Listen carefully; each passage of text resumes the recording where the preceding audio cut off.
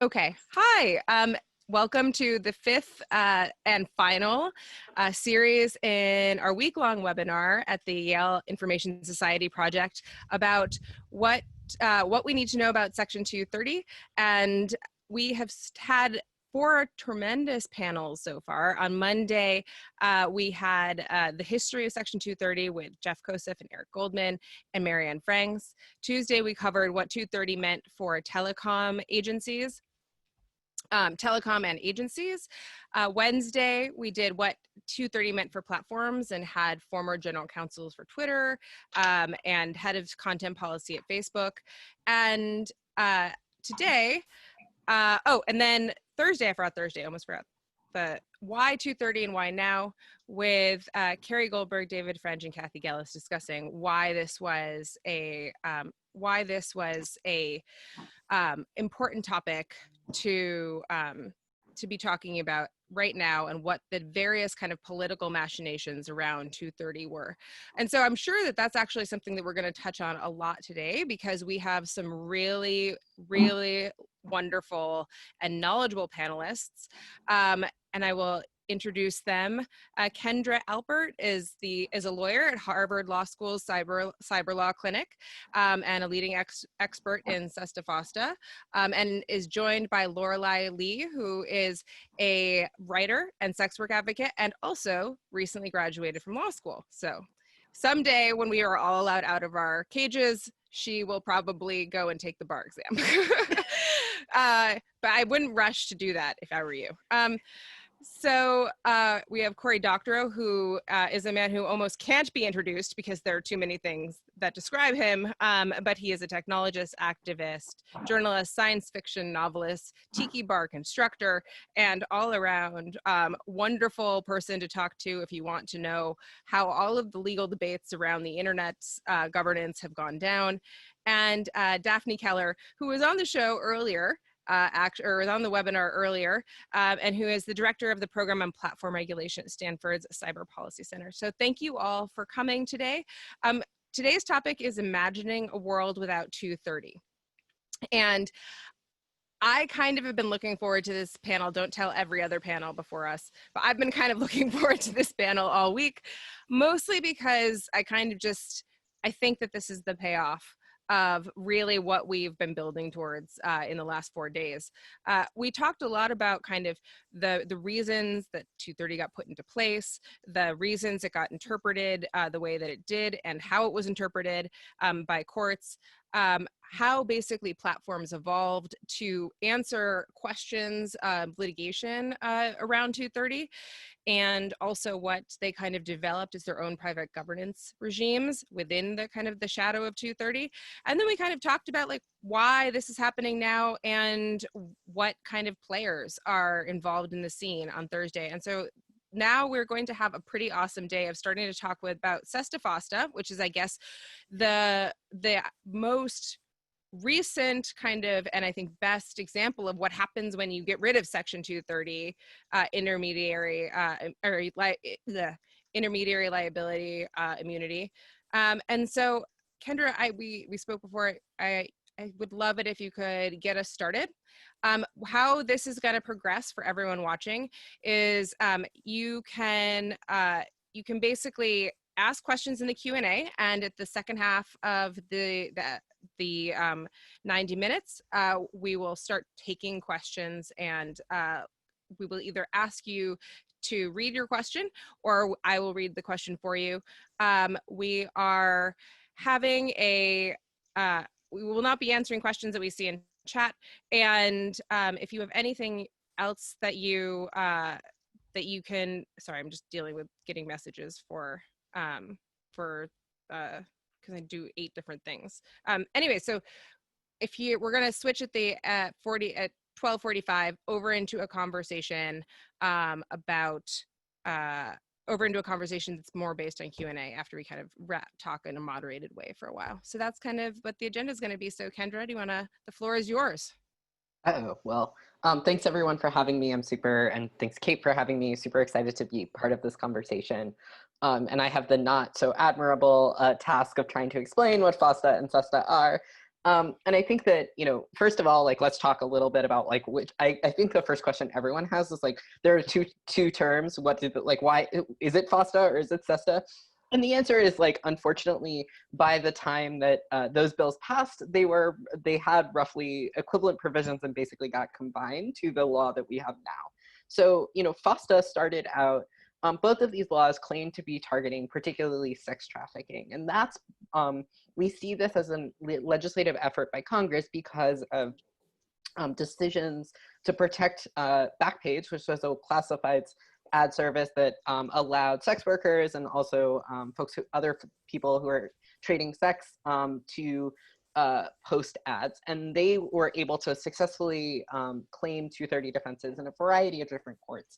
And that sort of led to this backlash, which both consisted of criminal prosecution for the folks who are running Backpage. And that happened actually before FOSTA was signed into law, but also to sort of a number of congressional bills suggesting that there should be a specific carve out in 230 for sex trafficking.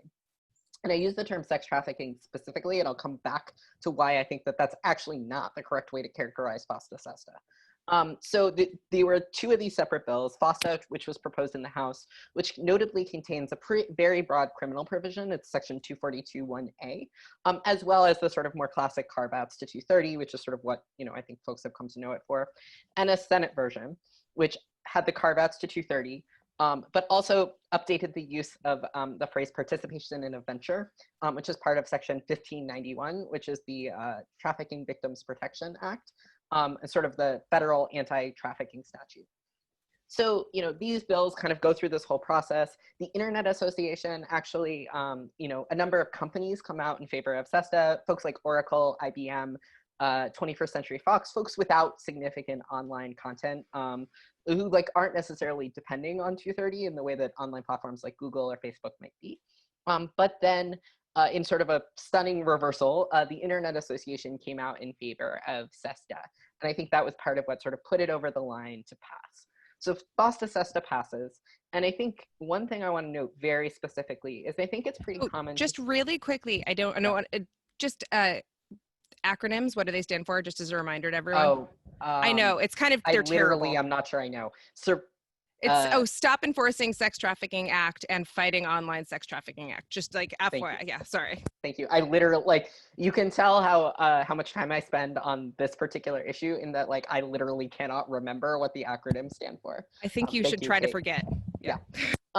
So actually that brings me to the really important point that I like to emphasize here, which is that these bills are claimed to be about sex trafficking, but they really actually had dramatic impacts on folks engaged in consensual sex work. So when I'm talking about folks engaged in consensual sex work, I'm talking about folks who are, over the age of 18 and who are sort of, sex work is a profession that they have entered into to sort of make money. And a lot of the safety measures that folks take require online classifieds platforms were really good for making sure that they could screen dates, that they could sort of set limits, that kind of thing. So people often talk about, oh, these are bills about sex trafficking. They happen to have effect on consensual sex workers. That's not true. The text of these bills specifically talks about sex work, prostitution, and trafficking as separate phenomenon. So I think it's important to note that, like, it's not, people often talk about unintended consequences under FOSTA-SESTA, and I'll let Lorelei talk a little bit about sort of what the aftermath of those bills had to look like. But before I sort of let them kind of weigh in on that, I just want to note that, like, I don't think it's fair to characterize these consequences as unintended. I think they were both predicted by sex workers and they were intended. And I'll let Lorelei talk a little bit about, like, what those consequences were. Yeah, Lorelei, I can't wait to hear what you have to say. And also, there was a lot of movement, if I'm remembering correctly, from people who are advocates of consensual sex work against SESTA-FOSTA. So they clearly, like, while the bills were being debated, so they clearly knew, like, lawmakers absolutely knew that consensual sex work was on the table. I would think. Anyways, all you, Lorelei. Yeah, so I think I want to start by just saying that I use a little bit of a different framework in terms of talking about people in the sex trades. Well, first of all, I do want to just sort of position myself. My own experience is that I've been trading sex for about 20 years before going to law school, and just took a short break from that work. But you can never actually take a break from being a sex worker once you are publicly known as that. So I will talk about myself as a member of the community of people who trade sex for all different kinds of reasons. I think that we often get into a trap where we talk about trafficking and consensual sex work as discrete categories of work. And we don't talk about consent in other forms of work in the same way at all.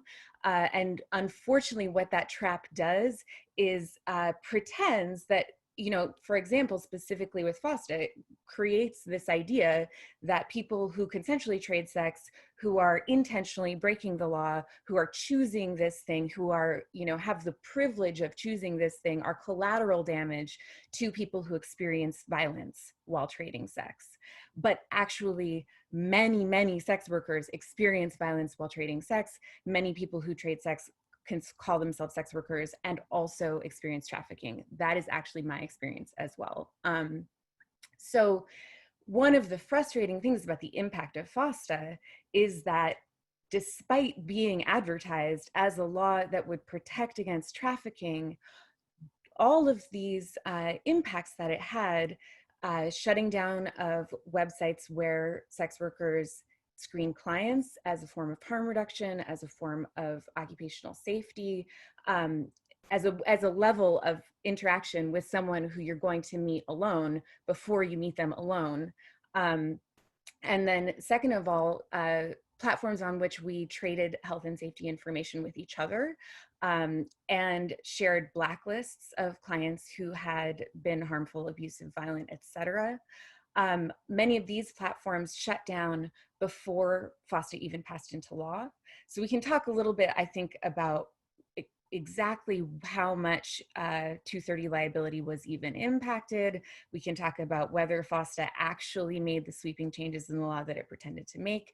But most importantly, I think, is that what FOSTA did was make people who trade sex more vulnerable to trafficking by taking away these health and safety tools, both by taking away the tools we use to screen clients, but also by taking away the tools we use to communicate with each other, which is partly about sharing safety information, occupational health and safety information, you know, specific to sex work itself, but also is a place where we could politically organize, find community, and even have any visibility at all in these conversations that are happening in Congress and in public, and also to create a political faction. And so when you get rid of all of that, you just marginalize and make vulnerable the people you're claiming that you're protecting.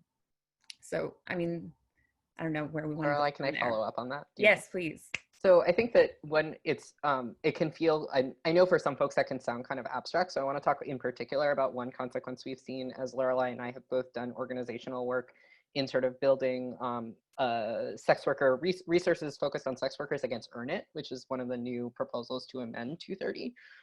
So we actually, I think it was yesterday, we were having a call-in day for folks who were engaged, like to talk about how Earn It was going to harm sex workers.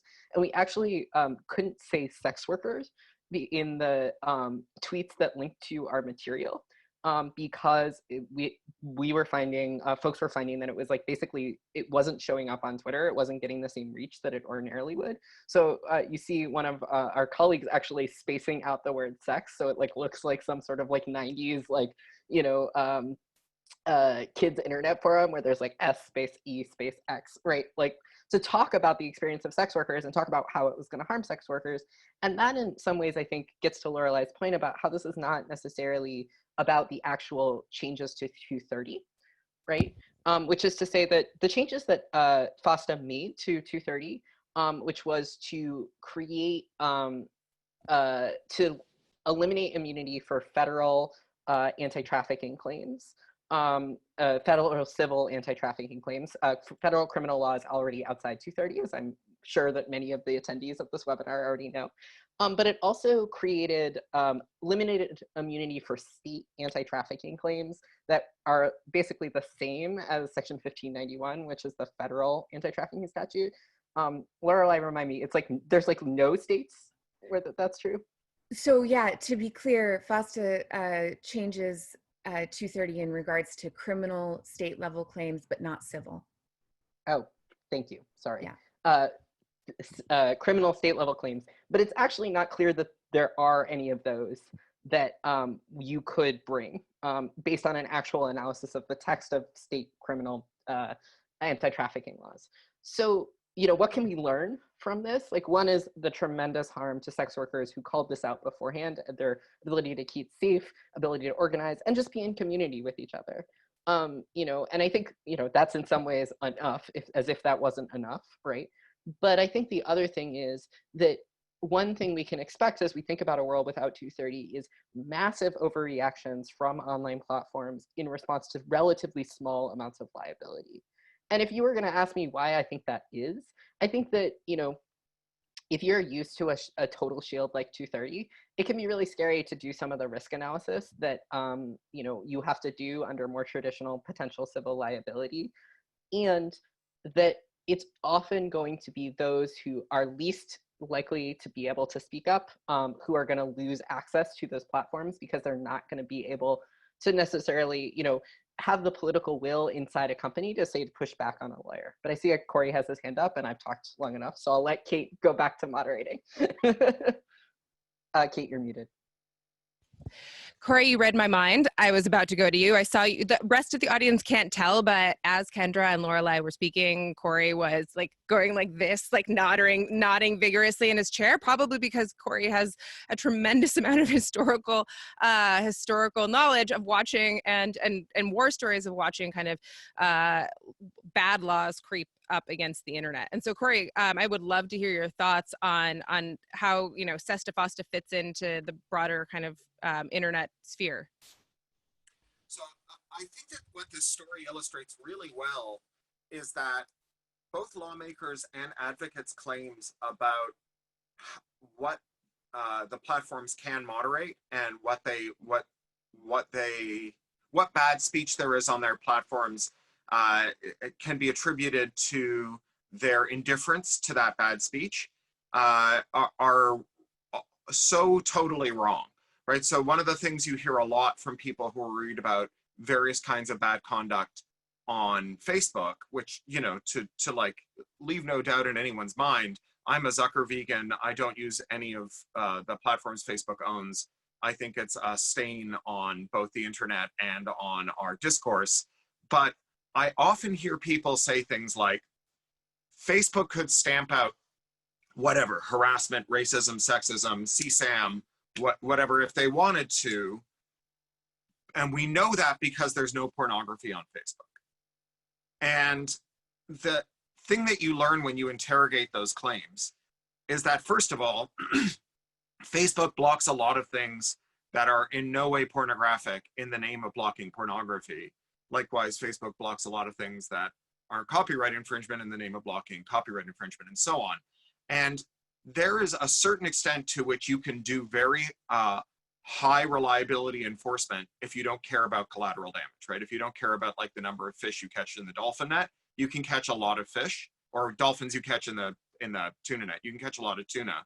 And so Facebook is like pretty clearly indifferent to how many breastfeeding images or suggestive photos of root vegetables or whatever it is that their nudity filter catches this week that they block, provided that they get nudity. But the other thing that we learn about this is that if your job is to be a bad speech actor, right? Like if you're a paid troll, if you are an obsessive misogynist hobbyist whose sole vocation is harassing women, if you are any other kind of the bad actors that we genuinely worry about, then you have all day and all night to probe those filters. And you can probe them for free, right? Anyone can create a Facebook account and just sit there and systematically probe all of the automated enforcement tools and find ways around them. So, Facebook has a bunch of things that are supposed to stop nudity. We also know that there's a ton of non-consensual pornography on Facebook, so-called revenge porn, that Facebook can't catch because some of the men who traffic in this, that is their sole vocation, and they just sit there all day probing Facebook's defenses. And so you end up with a kind of worst of both worlds, right? Where if you are someone who has a legitimate and maybe even explicitly carved out use, right? Like if you're someone who wants to post breastfeeding photos, which Facebook has explicitly said they will not block, you have the job of being someone who's raising a kid and doing other stuff and whose part-time hobby is breastfeeding photos on Facebook. And that means that you cannot systematically probe Facebook filters to find out how to get your breastfeeding photos onto Facebook. Whereas if you are just someone who wants to be a troll, if your job is to be a troll, you get away with it consistently. So the worst actors face the least impediments, and the so-called unintended consequences are the most defenseless against the overreach of any of these blocking orders, or even blocking enforcement by humans, right? Because the corollary of this is that if Facebook has a giant 3-ring binder of things that they hand out to, you know, traumatized subcontractors in the Pacific Rim to enforce policy, then dedicated trolls can study the 3-ring binder and figure out how to engage in conduct that reaches almost but not quite to the level that Facebook has banned. But like if you're on the receiving end of, say, harassment, the difference between harassment that Facebook bans and conduct that is almost harassment that Facebook bans is indistinguishable, right? It still feels like harassment. But those people know how to argue with the moderators to say, oh, well, Rule 72, subsection 3 says that it's not harassment if I, you know, engage in this kind of shielding activity, whereas the person who responds to them and says, get out of my face, you horrible person, might go over the line and get their conduct blocked. So I'm just going to ask you directly because I've been curious about this. So do you, like, everything you said is completely true, that like that there, well, a lot of what you said was true, that there is that, you know, these platforms can have control over how much they decide to enforce these rules. So do you think that getting rid of Section 230 will solve any of those problems? So yeah, I think it does. Again, it's the worst of all worlds. So on the one hand, it will create a bunch of new categories of speech that are even harder to draw bright lines around, that Facebook and Twitter and the other big platforms are going to be responsible for policing, right? Like it's hard enough to know whether something is or is not pornography, even if you accept that it's legitimate to block pornography. It's much harder to know whether something is libel, right? Copyright infringement is pretty hard to put your finger on, but you know, hate speech is even harder to put your finger on. And so we are likely to see lots more over enforcement. And then, you know, the real problem here is not merely that like Mark Zuckerberg or Jack Dorsey are singularly unqualified to be the arbiters of the social relations of 2.5 billion people. It's that no one's qualified to have that job, right? Like the problem of moderating 2.6 billion Facebook conversations in 150 countries and dozens of languages is insoluble. And so we have a competition problem as well as a speech problem with Facebook. And, you know, monopolists have always used capital expenditure as a way to build a wall around their business, right? If it costs a lot of money to enter your industry, you are somewhat shielded from new entrants into the industry. But when those capital expenditures are also a legal requirement, then anything that might circumvent the capital expenditure becomes not just a high hurdle for potential new market entrants to get over, but actually a potential source of criminal liability. So like the Bell system used buried wires, the expense of burying wires, as a way partly to keep new market entrants out. But the MCI figured out that they could put up microwave towers and start doing stuff for much more cheaply than you could do buried wires. And the Bell system fell back on its regulated monopoly, right? It fell back on asking the government to say, if you're not burying wires, you're breaking the law. Well, once you start to impose moderation duties that are really expensive on the platforms, yeah, you'll take a few points off their balance sheet, but you also ensure that no one can enter the market, because if you can figure out a way to circumvent the high cost of running a service that people want to use, unless you can also somehow meet these regulatory standards that we impose when we take away CDA 230, you won't be able to enter the market at all. And so what we end up with is just like more dominance by Facebook. So we tell Facebook to do more of what it's bad at, and then we preclude the possibility that anyone will ever challenge Facebook. That doesn't end well.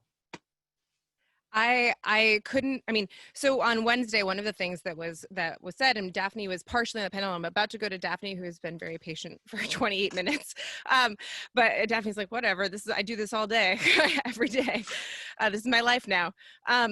But on Wednesday, we had this talk, and like, Alexander McElroy, the former GC of Twitter, Dave Wilner, head of content for Facebook, 2008 to 2013. Everyone was just kind of like, these were really important as incubation, like during the incubation phase of these products. Like these were huge. Like we would have been wiped out immediately if this wasn't the case, if we didn't have Section 230. So that was, and at the same time, we had a conversation in which we were kind of like, but there's a high likelihood that at least in the United States, if Section 230 goes away, that platforms will be found to have their own First Amendment rights and therefore be protected fairly stringently in various like communications torts, as Jack Balkin calls them.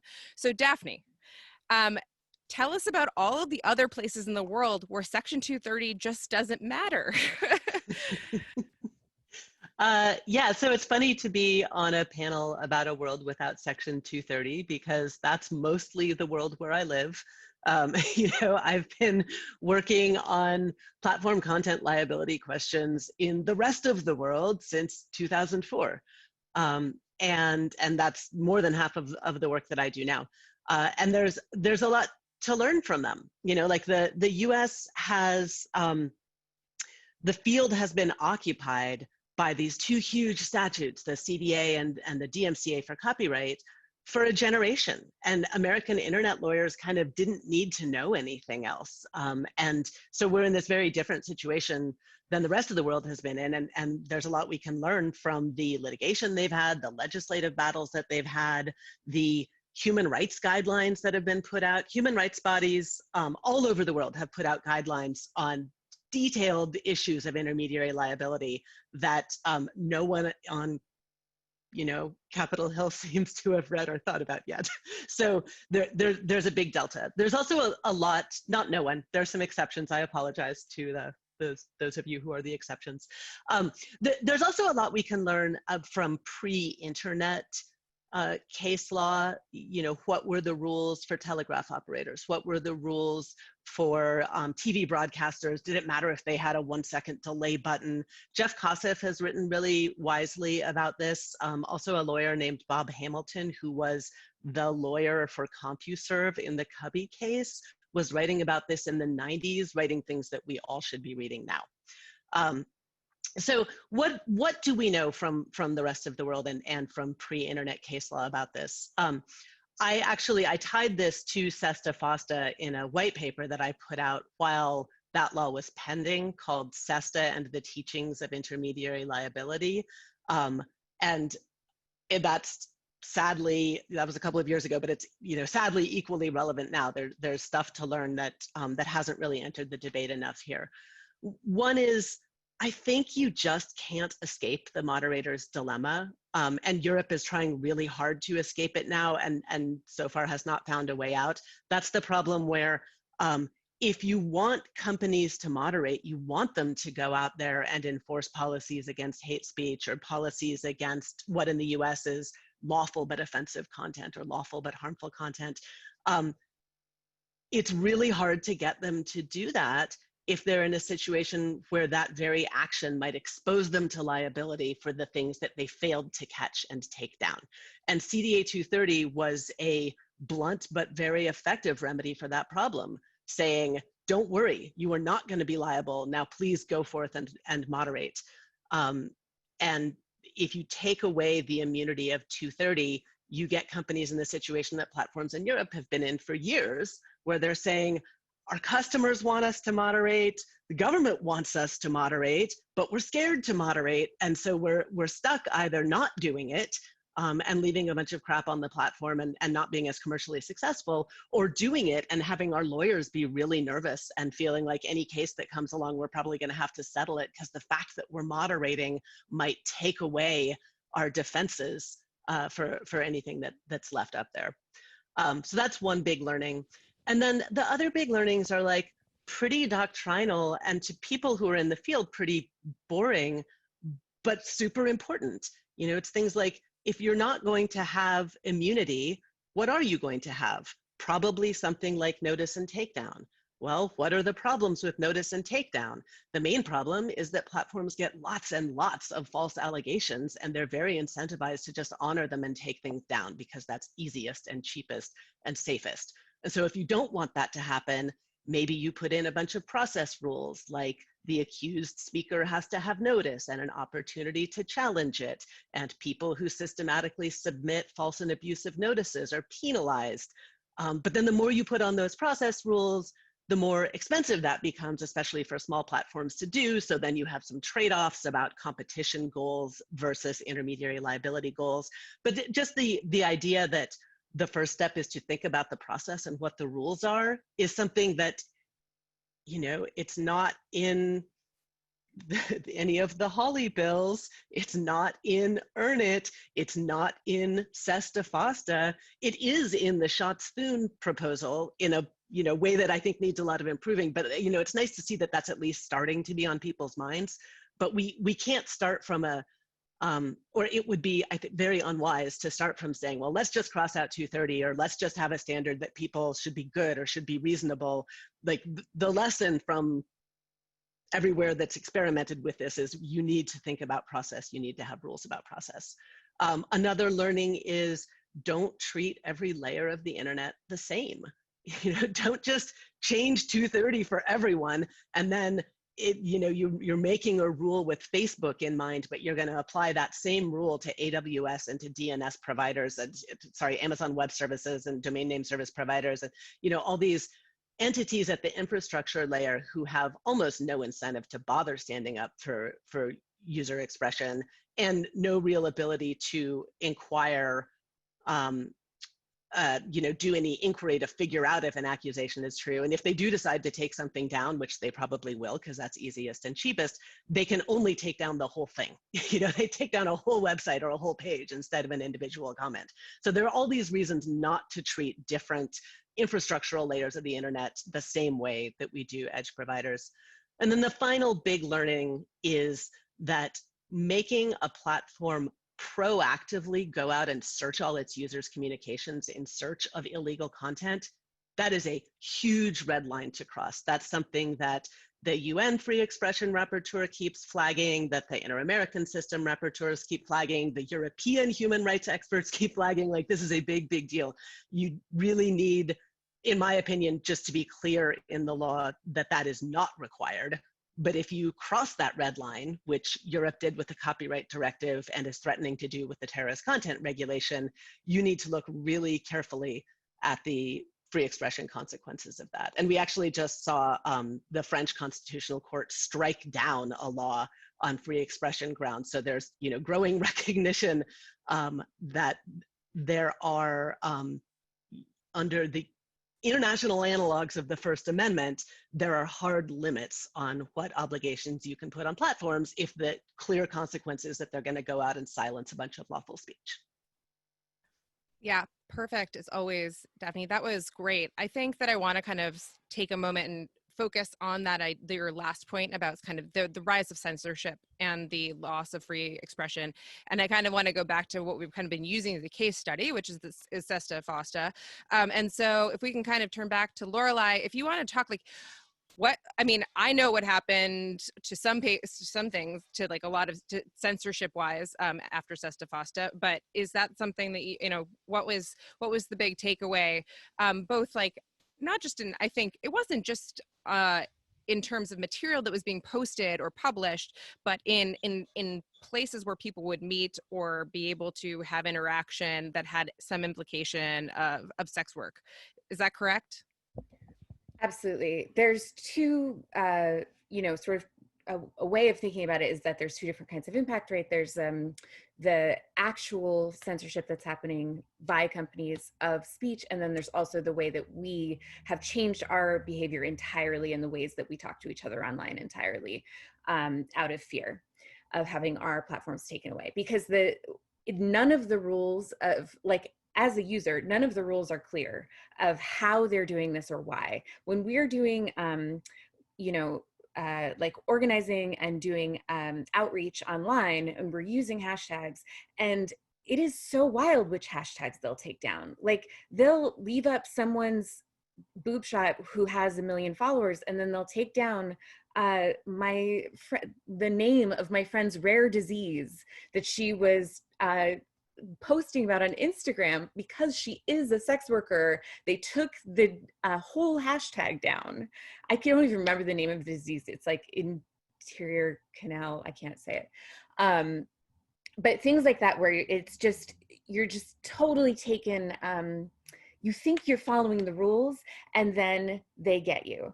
I post stuff all the time. I post stuff about sex work, and then I post stuff about call your senator, and the stuff about call your senator is the stuff that gets flagged as adult content and has like a panel over it, or they disallow people to interact with it. And the frustration of living in a world where the rules aren't clear, it's enough to make people sort of give up on online communication entirely. And that means trying to develop back channels of communication, while the entire rest of the world is using these platforms as just like the expected way that you'll communicate. So I'm not on Facebook, partly for this reason, and partly because of facial recognition software as well. I mean, we can talk about how this stuff around 230 and around online censorship is deeply linked to the way that everything has moved online, and so control of our interactions has happened at a granular level, including financial transactions, et cetera. I see you're about to. No, I think that I want to turn to Kendra and get their reaction, but I just wanted to just say I plus that, because I just think one of the things that has happened in the last 3 months is that and I've been very eager to point out to people, is that we talk about online speech and speech as if they're two separate things. And now we're in a global pandemic in which we are all forced to be online and use private platforms to communicate with each other. They are, so like, besides for when I talk to my dog and my partner, 95% of my speech is, and myself, 95% of my speech is happening over things like Zoom and Messenger and Skype and all these private companies. And when you don't know, when you say it's enough to make you give up on online communication, well, I don't really think you can anymore. You could, and so that's what I think is kind of I'm really eager to see when we come out of this moment in history, if it changes this idea of internet exceptionalism permanently, or if there is, and to what end. And so, yeah, Daphne, you look like you want to say something, but so does Lorelei. No, okay, go ahead, Lorelei. Oh, I was just going to say that it is true that you can't be offline entirely, but a lot of people are very offline still. A lot of sex workers, like what FOSTA has done is make sex workers work outdoors and work in clubs and in bars and not use online tools at all. And another thing that is happening is that we are like, so Skype's terms of service say you can't use offensive language. So we're like, I don't know, maybe we use Zoom. Then we have to move to a different platform. We keep hopping platforms, and we keep getting more and more like pinned in as to which tools are even available to us. With financial transactions, we're like sending money in order to donate to mutual aid funds. We are sending money to a person who still has a Venmo account because my Cash App is taken down, and then that person has to send it to another person who hopefully has Cash App to get it back to the first person. So that's what I mean by being kicked offline. That's tremendous. Kendra. Yeah, so I mean, Lorelei, I think, covered a lot of what I would have said. But I think the other thing I think I'll add is I think that, I do think that understanding the payment processing arena is actually a really good example of what this stuff looks like more broadly as it kind of gets applied to other infrastructure, because of like the sort of the proactive scanning, right? A lot of it's not like these payments are getting flagged, by other users. It's payment providers are engaged in proactive scanning. And the other thing I wanted to just sort of say that's been really important for me to understand is like, the way in which, I think folks talk about, Lorelei and others talk about the sort of loss of community and what that means, like not being able to organize or be in solidarity. And I just want to read something from a report that Hacking Hustling put out called Erased, which was a series of interviews with sex workers about pasta, which is like folks saying things like, you know, before I found like a collective for Indigenous, Two-Spirit, trans sex workers and dancers, I never knew that others existed. Or, you know, I have 0 friends in real life that do this kind of work. So often, like, you know, it's not just that, you know, you're now doing outside work, but like you've lost access to your safety net, your community, your folks to be doing it with. And I think that like that is such a cautionary tale when we think about a sort of broad over reaction to 230 changes, is like, who's the group? Like, if you think about, you know, right now we're talking, there's a lot of conversation in the context of Earn It about child sexual abuse materials. And I am like genuinely kind of terrified that, you know, if Earn It passes, a variety of things might happen, including encryption going away. But you know, about the potential effects on like sort of queer sex ed sites for folks under the age of 18, or sites that provide support for, you know, victims of childhood sexual abuse, right? Because I think that often, you know, these broad swath rules often hit those minority communities and make it much harder for folks to find the kind of support that actually enables them to successfully navigate and like recover from moments that might be incredibly difficult. So I'll stop there because I see Cory has his hand up again. Yeah, Cory, go ahead. Yeah, I wanted to dig into this idea of tech exceptionalism that you raised, because I think that there is both good reason to be skeptical of tech exceptionalism, but I make an exception for one form of tech exceptionalism. So, you know, on the one hand, it's pretty obvious that like tech is not exceptional in the sense that the people who run it are not, you know, super geniuses whom we could never hope to rein in and regulate. You know, Facebook and all the other big platforms are run by absolutely ordinary mediocrities, no better and no worse than you and me, right? We haven't lucked into, you know, identifying a subspecies of humankind who are uniquely suited to running these huge monopolistic empires. And, you know, there are people who say, oh, well, what they've got, though, is so much data that they can use it forever to fight us, to fight new market entrants. And there's like it's not true, right? You don't sell fidget spinners better by having 10 years worth of data on someone's, you know, search habits. All that you get by retaining all that data is like the potential for massive amounts of compromise when you accidentally spill it all. So what big tech actually has is having grown up in an era in which we stopped enforcing anti-monopoly laws, right? Apple's IPO was like within weeks of Reagan's inauguration, right? That was the starting pistol for the tech industry as we know it today. And it's just, they've had no breaks for 40 years. And we can tell that it's not tech that, you know, it's not data or something about tech or network effects or anything else that made tech so concentrated to the point where they can't, you know, can't hope to have wise community moderation, because every other industry is just as concentrated as tech, from pro wrestling to eyewear. And none of them have network effects and first mover advantage. They're just like allowed to buy their competitors, right? Google is a company that's only ever made 1.5 successful products, a search engine and a Hotmail clone.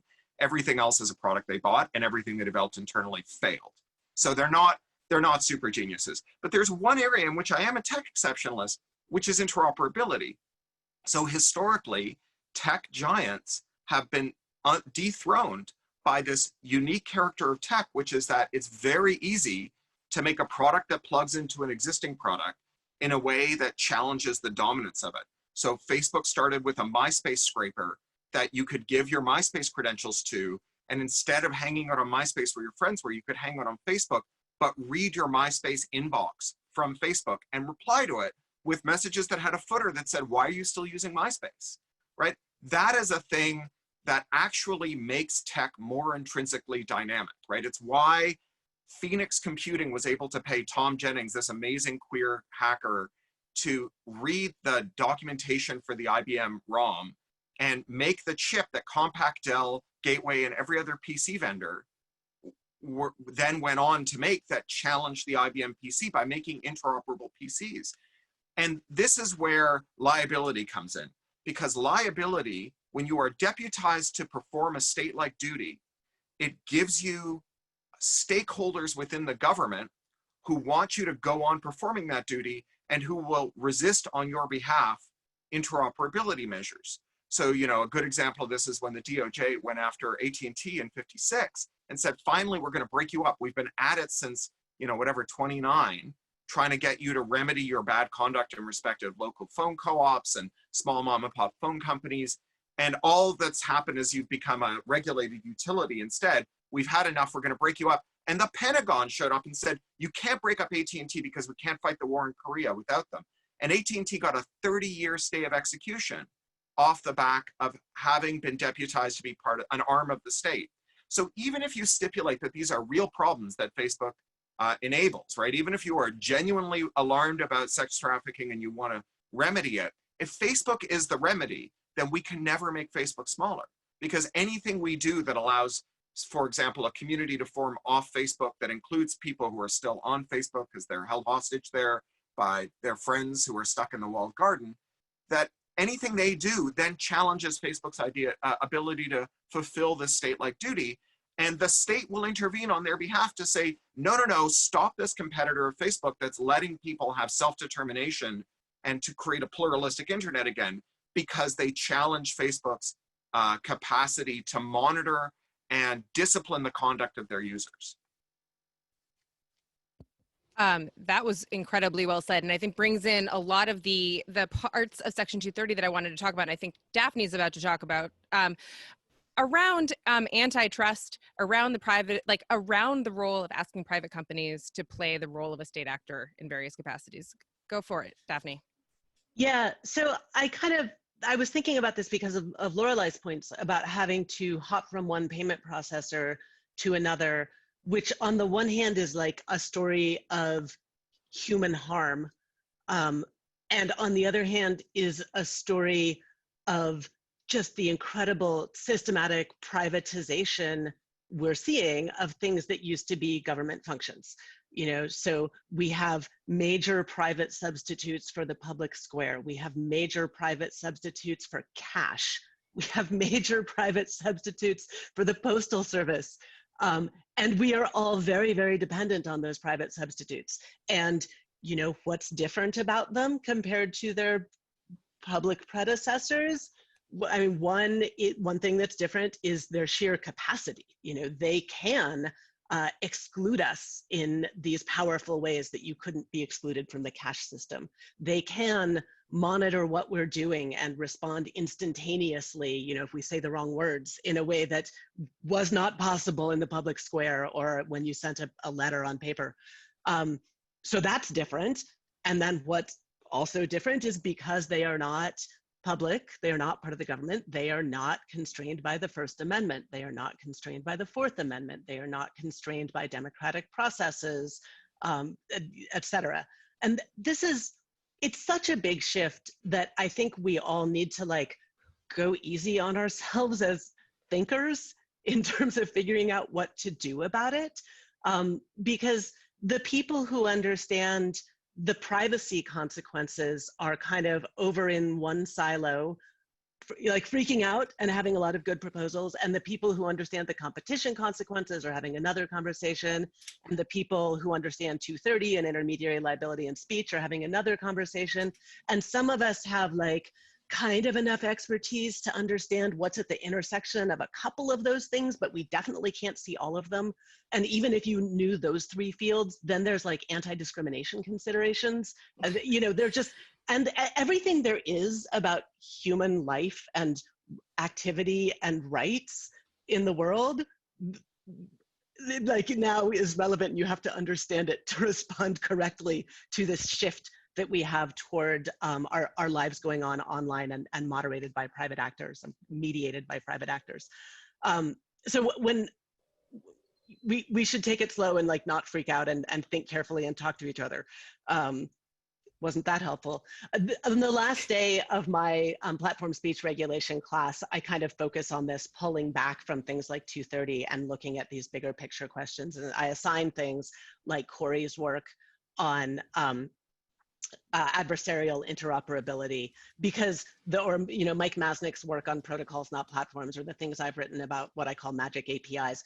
Because I think unless we look at these intersections and like how a competition fix affects speech or how a speech fix affects privacy, we won't really spot the issues, and we won't move forward in smart ways.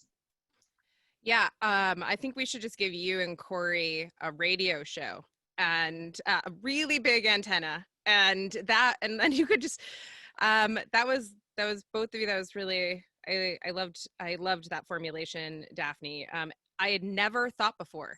Of course that's what it is, but I'd never thought before about this, like the online banking just being a substitute for cash. I just like hadn't, and this is kind of one of these, of course it is, but like there's just like, this is why, and I just wanted to say briefly that this is why the groups that you talked about, the anti-competition people, the telecom people, the free speech people, like the discrimination in housing people, the sex work advocates, having all of these different conversations, and no one kind of having this intersection. That was really what I hoped to do in a small way with the 5-day like webinar, which was like bringing together all of those different groups of people, so that at least if you watch the whole series, in theory, you could kind of see where everyone's coming from, because I feel like it never comes out in any one article and it never comes out in any one soundbite. That being said, we are going to start taking questions. So if you want to put your questions in the Q&A, please do. We won't be taking questions out of chat. And even if you have a comment and you would like me to read it, please put it in the Q&A. That would be great. Kendra, the floor is yours. Yeah, I mean, this is perfect to follow up on what Daphne and Kate were saying, which is I just think that, like, so many of these battles over 230 are battles over other sets of fundamental values, and it behooves us to be in conversation with the folks and basically be led by the folks who are most affected by the work that those fundamental values, like the work on those most fundamental values. So I think, as someone who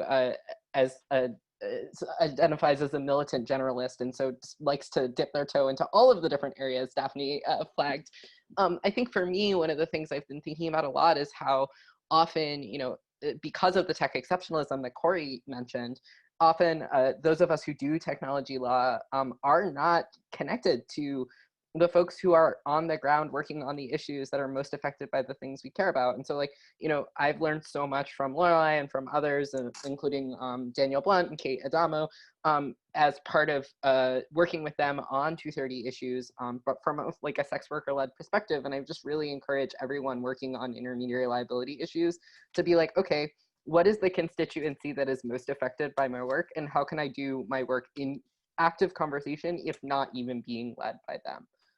So I'll close on that. Yeah, Lorelei, what are you thinking? I want to definitely, obviously, affirm what Kendra is saying and point to something that I have learned from going to law school is how whenever we talk about the law, we're always separating it into silos. And it is like, and like medicine is the same. We have these like wild areas of specialization. And meanwhile, all of those things are happening at the same time.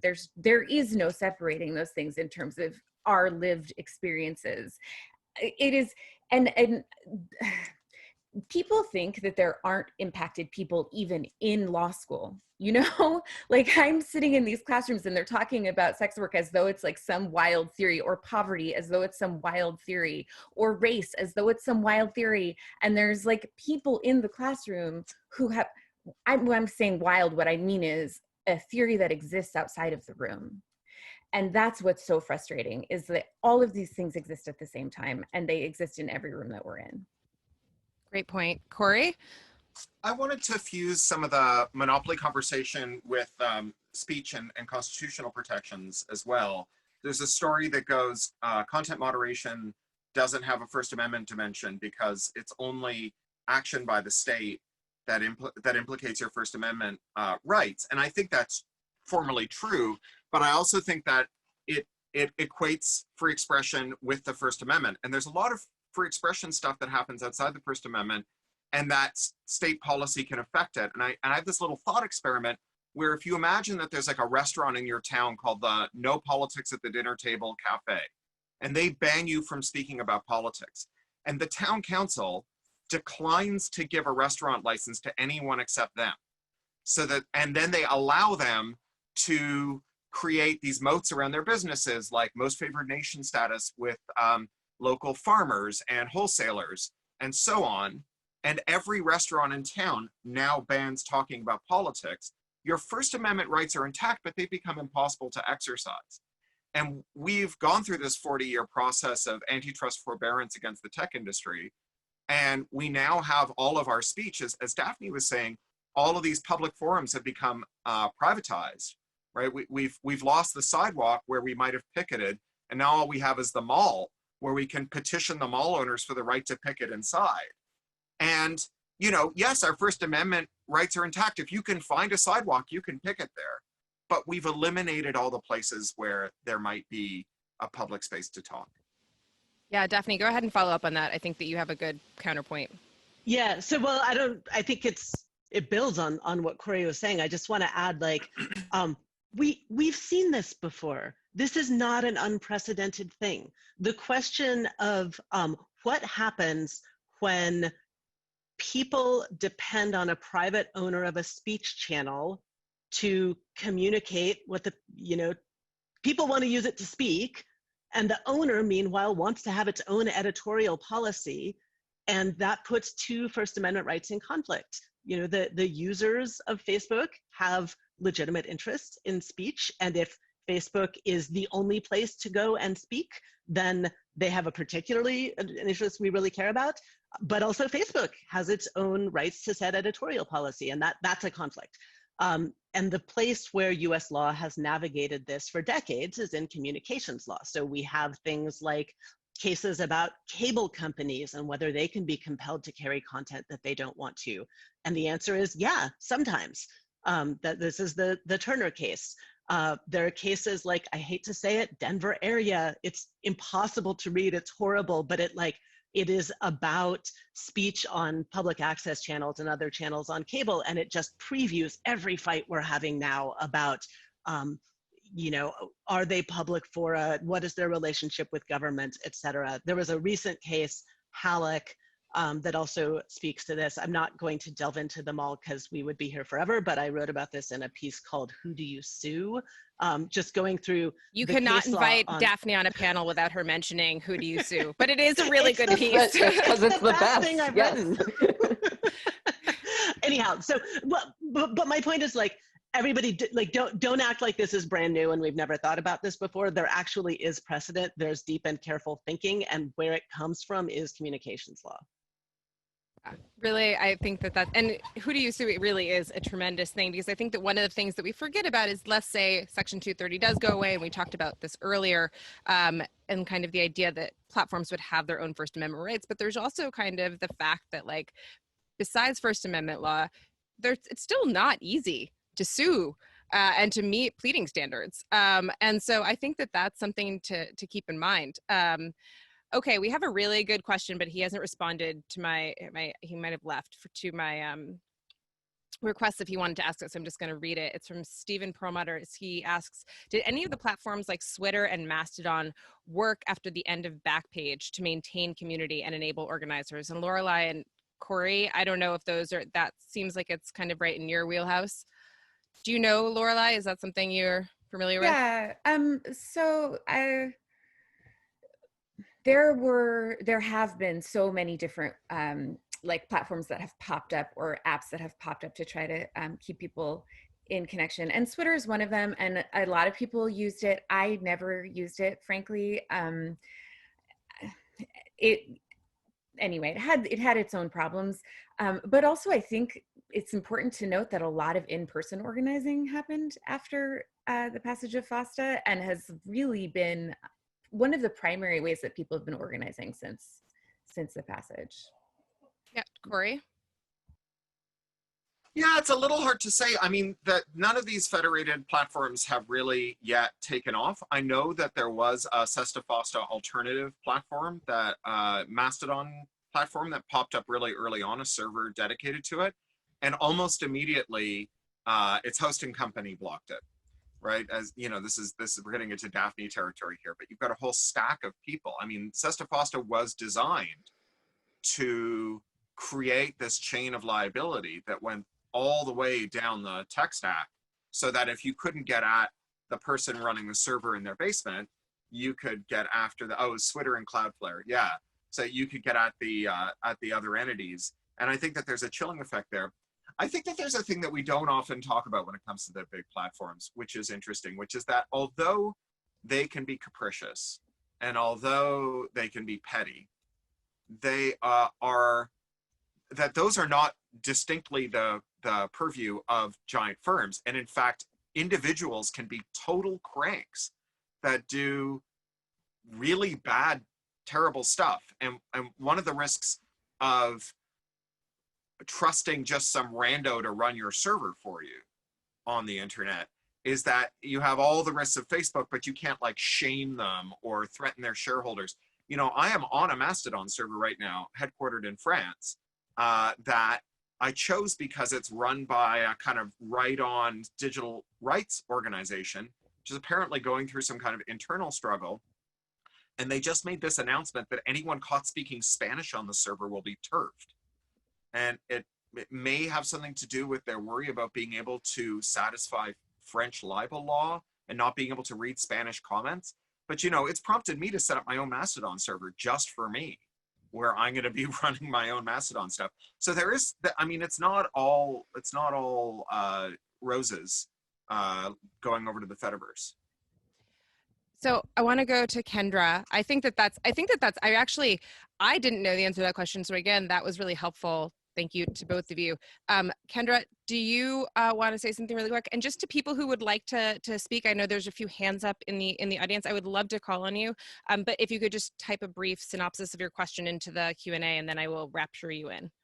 Yeah, I just wanted to talk about the Twitter Mastodon thing real fast. Yeah, go ahead. So I think two things to flag there. You know, one is that I think that, you know, yeah, those platforms haven't necessarily taken off, but I think that like we shouldn't assume that it's like okay to push sex workers off to their own platform and not be like, oh, you get the network effects of all the other things. You know, part of how I got involved with doing SESTA FOSTA work was because a sex worker reached out to me on Twitter and said, during a public conversation, and said, what are you doing about this? And, you know, if I'm not on Twitter or the version of the Mastodon server with like the sex workers, then, you know, that limits the amount of organizing that folks can do in sort of solidarity and in sort of community outside. You know, that's to set aside entirely the issue that like clients or other folks people may want to engage with aren't on, you know, these sex worker specific platforms sometimes. Daphne, did you want to say something? You know, no, you're good. Okay, we have a question from Julie Cohn. I'm gonna allow you to talk. Nice to see you, Julie. I think you're unmuted now. Hi, can you hear me? Yep. Okay, this has been a really great series, by the way, so kudos to all of you. I just want to, it's sort of an observation that I can inflect my voice up at the end. Just Daphne's absolutely right that we need to think hard about how much is changing and how all of these vectors intersect, you know, +1 for privacy, especially in my view. But it's always remarkable to me how people can all kind of nod their heads and say, oh yes, that's right, and then fall back on sort of dogma about First Amendment doctrine that was evolved for a totally different set of technological predicates. The legal system is a set of artifacts just as technologies are, and the legal system that we have is artifactual in a way that's keyed toward properties of broadcast or cable or print or what have you. And so the one thing that always happens in these sessions is then people sort of fall back on these First Amendment truisms, which I would argue are exactly part of what we need to be really open-mindedly reconsidering. And I want to be quite clear, okay, that I'm not a fan of FOSTA SESTA, nor like the, you know, the Earn It or the Hawley or any of these dreadful things that are actually regrettably what we're being forced to contend with. But I also think it needs to be said that when we are dealing with sort of massive viral vectors of political and public health destabilization, absolutely the particular strictures that have evolved within First Amendment law are part of what we need to be reopening. And there's a high level aspiration underlying the First Amendment, which I would argue always holds, right, of protecting people's communicative freedoms. But there may be other things that we need to reopen in the interest of not having, rampaging white supremacist hordes or people who think, even as they're apparently lying in a hospital in Arizona with COVID, that they were infected by a government plot and that COVID doesn't exist, right? We have some major structural dysfunctions in our information system currently, and we have to reopen anything that's an artifact, be it legal or technological, that is causing us to kind of have knee-jerk responses to problems that warrant a lot more careful reopening. Done. Daphne's like, Daphne, I think that both Daphne and I couldn't agree. Like, I completely agree with that. I completely agree with that. If I thought that there was a more efficient way to do it than private platforms, I think that sometimes, Julie, that's why I like kind of prefer, like, the courts just seem like so loath. It seems like it's a slow way to move how we approach speech forward in this new age. But that is the bigger hurdle, I think, whether it comes from the public sector or it comes from the private sector. What do you think, Daphne? Yeah, I mean, I totally agree with that. And I agree with everything that Julie said. My point in invoking cases like Turner is not to say, like, asked and answered, we can move on. It's to say, for people who are like hyperventilating and thinking we need to start from scratch, we don't. Like, we have principles, and then we need to ask, how are the answers different because of the ways that the technology is different and the ways that they, amplify speech are different, things like that. And,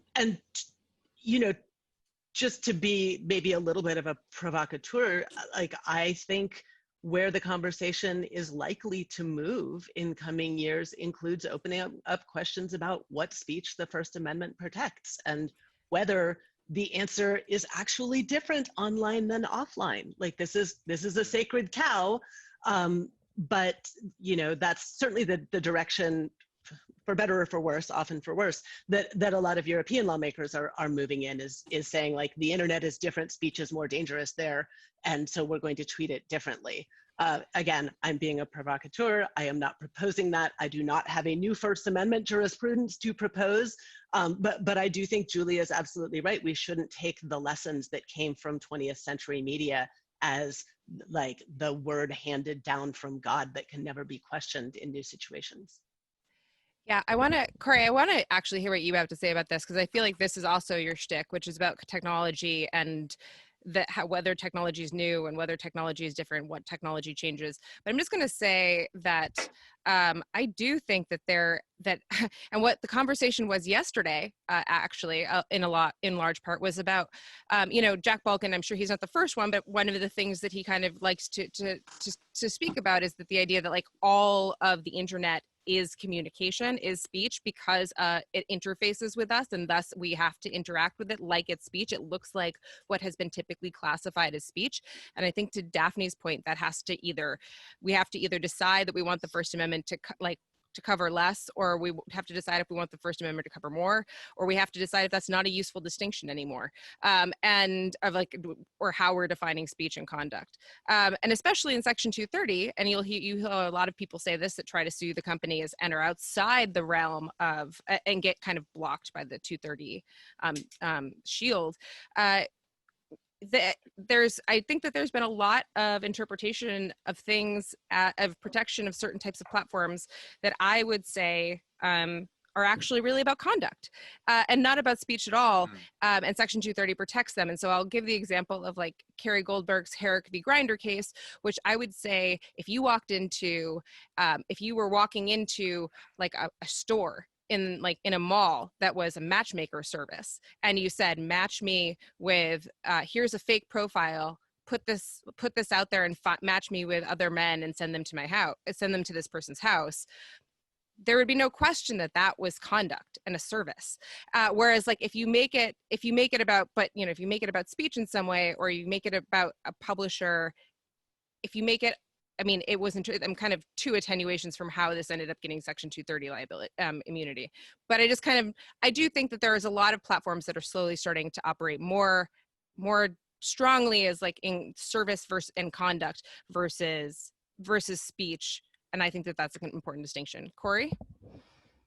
So I mean, the part of Julie's excellent intervention that I really perked up at and have been thinking a lot about is the role that big platforms play or don't play in radicalization and in the spreading of disfavored views, including ones that I personally am extremely alarmed by and hold in great contempt, like conspiracy theories and white nationalism and so-called race science and so on.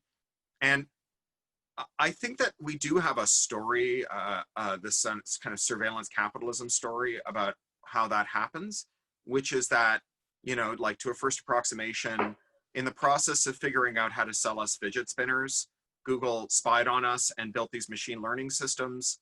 And it turns out that not only do these like bypass our judgment and get us to buy fidget spinners, they can also make us racist. And I'm really skeptical of this. I think that like everyone who has ever claimed to have invented mind control, from, you know, CIMK Ultra to pickup artists to Svengali, you know, and mesmerists, they were all either self-deluded or charlatans. And I think that there's a very high burden of proof we should demand of people who claim that they've figured out mind control. And so but I do think that there's an unequivocal rise of networks of people who hold disfavored views that might have attracted social sanction if they had been voiced aloud. And that there's another explanation for how that's happened, which is that there were a bunch of people who latently held those views or were amenable to those explanations, who were lurking in potentia, but could not find one another because the social sanction of hanging a swastika flag outside your door on the off chance that other people are also Nazis and will come over and join a discussion group with you was so high that it precluded those networks from forming. But that phenomenon itself is, I think, on balance socially beneficial, the ability of people with disfavored views to form networks. It's what allows sex workers to form networks. It's what allows people who have non-binary gender identities or non-heteronormative sexual preferences or whatever to find each other. It's what allows people who think Black Lives Matter to find each other. And so if really what big tech has built is a machine for finding people and not a machine for brainwashing people, I think the question we need to ask is, why are so many people amenable to conspiratorial and other odious views? And, you know, I admit that I've got a hammer and so everything looks like a nail here. But I think that the reason we have abandoned facts in favor of truth, right? The reason we've abandoned kind of scientific evidence for whether there is such a thing as race science in favor of believing the truth that people who you trust tell you is true, is that the mechanism by which we agreed upon facts has itself rotted largely because of weak anti-monopoly enforcement. That, you know, when the FDA lets the Sackler family suborn the medical safety system in order to sell more OxyContin and kills, you know, starts the opioid epidemic that kills more Americans than died in Vietnam, there is a good reason to be skeptical of what the FDA says is a fact. Even when I think that those facts are true facts, like vaccines are a good idea and we should have them, right? And that to locate this problem with the ease of discovering people who have the same life circumstances as you, instead of locating it in what created those life circumstances, I think leads us to a circumstance in which we retreat to the difficulty of finding one another again, which also means turning our backs on a lot of things that were very important, like the you know, affinity networks, marriage equality, and the other progressive things that I'm quite in favor of. Yeah, I think that that was perfect. Julie, thank you for your excellent question. Obviously, you gave us all a lot to kind of think about. That was perfect. I'm going to put you back down. Here we go. And then Andrew Bridges has a question that is excellent, and I think it's going to be our last question, and then we're going to give everyone a chance to just kind of sum up some thoughts and say some last words. So Andrew, go ahead. The floor is yours. Just unmute yourself. Sure. Can you hear me now? I think you should. Yep. Great. Thanks. First of all, thank you all for a really, really good program and set of discussions. Tremendous. Here's my concern. Most of the people I'm hanging out with and debating these issues and arguing these issues with are pretty much like me. Maybe women, different gender statuses and the like, but I don't often see Black or Latinx activists engaged and visible on these issues. And I fear that the energy may be most visible in white communities on the coasts associated with good law schools. Are there some issues and perspectives that tie to race and ethnicity that are missing from these discussions and debates? And if they are missing, how do we bring them in? Yeah, wonderful question. Daphne, you'd wanted to kick us off on this?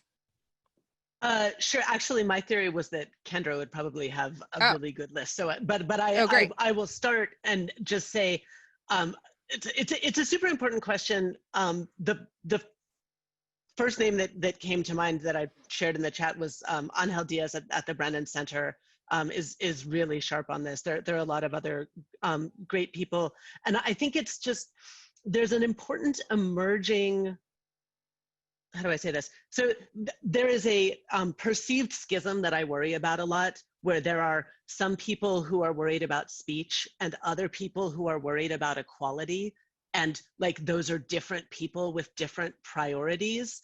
And I think that is the wrong way to think about it, because so many of the issues with platform content moderation and takedowns are about speech and equality at the same time. Like, we have, Lorelei's stories illustrate this beautifully. There's, all these emerging studies suggesting that when you use machine learning to detect what is hateful speech, it takes down African-American dialectical speech much more than, standard white English. I don't know what the linguistics term for that is. That, moderation disparately impacts people who don't speak the same language as the platform, as the content developers, that moderation disparately impacts LGBTQ people. And there's a very large concern coming out of civil society groups in the Middle East about disparate impact on Muslims, or disparate impact on people talking about Islam. So there are all these reasons to believe, as an empirical matter, that the problem of taking down too much speech and the problem of not treating people fairly are the same problem. Kendra? Yeah, sure. I have a bunch of thoughts, and I'm trying to think about how to organize them. So maybe time permitting, I will name a couple of Black and Latinx activists who I think are working on this general sweep of issues. But I want to just sort of say two things to my white colleagues, right, on this particular issue. One is, I think that, when we think about who we're in conversation with about this particular issue, I think there's a tendency to discount folks without legal experience or a legal degree as from having an relevant experience or discussion of this, because maybe they don't understand exactly how 230 works, or I know Mike Masnick produced that great explainer on 230, and it's kind of a joke about linking people there, but the idea that you need to understand sort of the details of intermediary liability law to have an opinion on how speech works online, I think is actually part of what's really difficult about how we as often white lawyers, highly educated lawyers in positions of privilege are framing these issues as we frame the issue as 230 and intermediary liability and speech rather than framing speech more broadly. So that's the first thing I'll say, which is who do we think of as in conversation with? I see myself as in conversation with everyone who works on speech issues online, not just the folks that I know who are who think about it through a 230 lens. So that's point one. Point two, I think, is, I'm gonna warn you, for my sort of white colleagues who work on these issues, if you find yourself on the other side of all of these debates from folks of color, I think it's actually a really important moment to be thinking about who you are and how you're showing up in these spaces, and like who you're listening to and how you're considering harms. And I actually relate this really strongly to Daphne and Julie's point about like sort of First Amendment debates more broadly, because I always think about this in the context of critical race scholars having writing about how the First Amendment covers hate speech. And I run a project that's about thinking about how do we make the First Amendment bar more representative, and sort of people who work on the First Amendment more representative. And if it's like we can only think of a couple Black and Latinx folks who are willing to endorse these particular policies, or come out in this particular way, I think rather than tokenizing people based on particular, like, what race they are, we need to think about what that says about who we are and what we prioritize. So, I want to, Andrew, I want to thank you for asking the question. I hope this didn't come off as like me castigating you.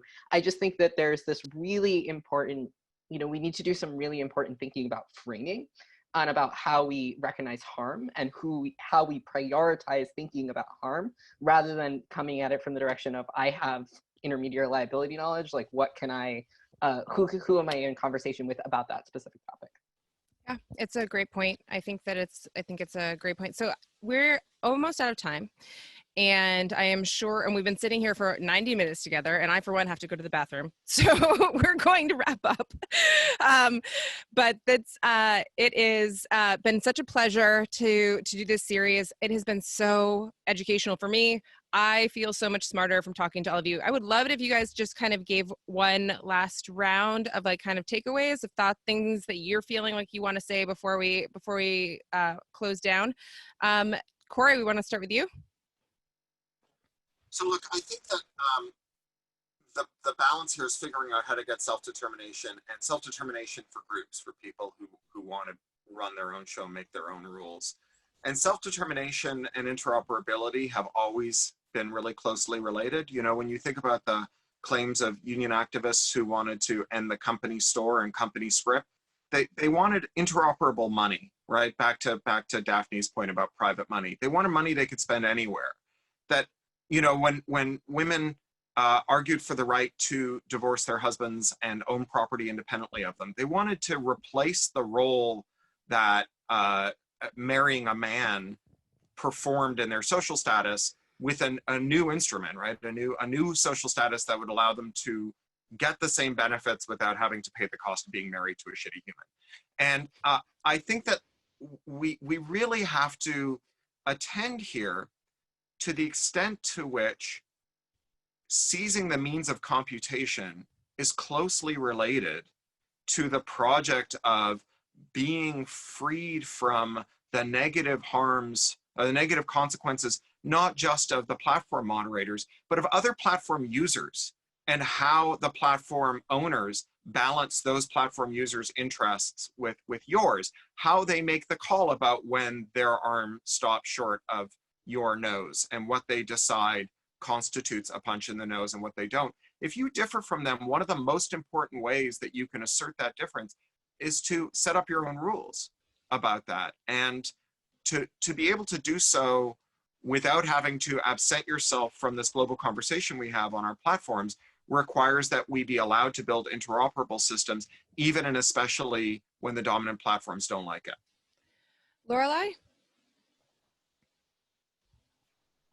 Yeah, I think I want to just like emphasize everything that Kendra just said, and especially the part about, well, I'm not sure if Kendra used this word, but translation, that if folks feel like they're having this conversation only with a specific type of person, that's in part because you've made your conversations inaccessible. Like I am so, something that has become sort of like the center of my work as I've gone to law school and as I've been doing organizing is bringing folks who are excluded from these conversations into the institutions where these conversations are happening with people who have power to actually change things. And I want to just add, I want to read a little bit of what Melissa Jira Grant has written in the Q&A, which is that because the people Sesta Fosta harmed most are already regarded as not having speech or lives that matter, it requires a different kind of response than attacks on 230, which are truly aimed at the general public, quote unquote. So if we're thinking about all of this stuff with the, the lawyer brain tells you, oh, there's an everyman person out there who the law conforms to their behavior, but that's actually completely not the situation. So like, I just want to call for a recentering, a recognition of the fact that these conversations are happening everywhere. I'm having them all the time with lots of people who are not white, who are not lawyers, and we're talking about FOSTA and we're talking about online speech. The fact that you're not hearing that, I mean, just means that you need to recenter. Yeah, wonderful point. I think that that's really, really well said, Lorelei. Daphne. I agree that that was well said. And I don't think I have anything that I can add. I'm going to yield my time. Whoa, very well. Kendra, close us out. Oh, geez. I have to Well, I'll say follow something Lorelei. else after Okay. this. All right. but Thank thanks. goodness. Thank you, Kate. Yeah. I mean, I think that, what I've learned working on FOSTA is that like lawyers who work on technology need to have a sense of humility and defer to those who are most affected. And I think that if you are working on 230 right now and like you're not in conversation with like sex workers or like with like the activists who you sort of bring in as, I don't want to say props because I think that's a little strong, the folks, if speech is a theoretical set of things that we talk about as like important rather than as like, we can think of the person in our head who is literally going to be harmed and we are in conversation with them about what they want, we will always end up sort of repeating these mistakes of kind of either tokenizing or instrumentalizing the communities that we should be serving. And like, that for me has like been what FOSTA and CESA and working with sex workers on FOSTA and CESA has taught me. And I like hope that that's something that the rest of the intermediary liability community can like take really seriously in terms of how it approaches these questions and these problems. I'm so pleased. Obviously, I didn't script any of this. You guys all spoke for yourselves, but I think this is a great, fairly optimistic, kind of pragmatic way to kind of go off into the world after this conversation about 230 over these 7.5 hours. I just want to thank everyone for signing up and making it so that I wasn't sitting here just talking to my friends, which would have been great too, but it's nice to have participation, and a lot of the questions I think have brought out things that I'd never thought of before. Rebecca Tushnet and Jenny Stefanati have posted some great links to those who want to read more or think more about these topics in the chat. You can take a look at that. All of these webinars are going to be posted on the Yale Information Society Project YouTube page and website. And also Lawfare is going to be publishing them as a series, and they are going to be the inaugural podcast of the Trust and Safety Foundation, which is Alexander McElroy's new nonprofit organization to advocate for trust and safety workers. So I am really pleased to close out my Friday like this. Thank everyone for coming. Everything is either terrible or wonderful because of or in spite of Section 230. I think we can all agree on that. And thank you for coming, and have a great rest of your weekend, guys. Bye. Thanks so much for having us.